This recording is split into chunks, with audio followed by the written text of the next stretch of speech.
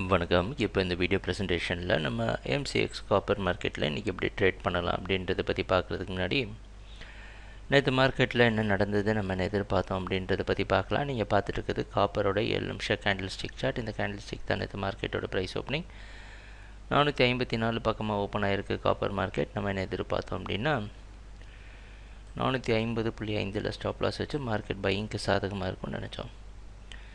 Price open ஆனது market படிப்படியாக மேலே போய் 460 பக்கமாக போயிருக்கு.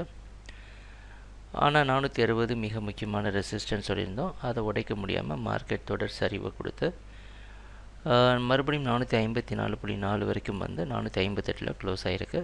இன்றைக்கி மார்க்கெட் 458 பக்கமாக ஓப்பன் ஆகிறதுக்கு வாய்ப்பு இருக்கிற மாதிரி வெளிநாட்டில் இருக்க காமெக்ஸ் மார்க்கெட் வச்சு பார்க்குறப்ப தெரியுது.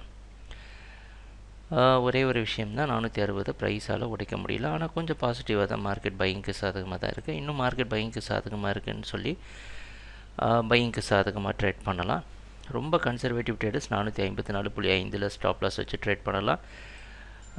450.5 வரைக்கும் ஸ்டாப் லாஸ் வைக்கிறது நல்லது. ட்ரேடிங் நடக்கிறப்போ பார்ப்போம் என்னென்ன மாற்றங்கள் வருது அப்படின்ட்டு. எங்கள் வீடியோ ப்ரெசன்டேஷனை தொடர்ந்து பார்த்துட்டு வந்ததுக்கு மிக்க நன்றி, மகிழ்ச்சி, வணக்கம்.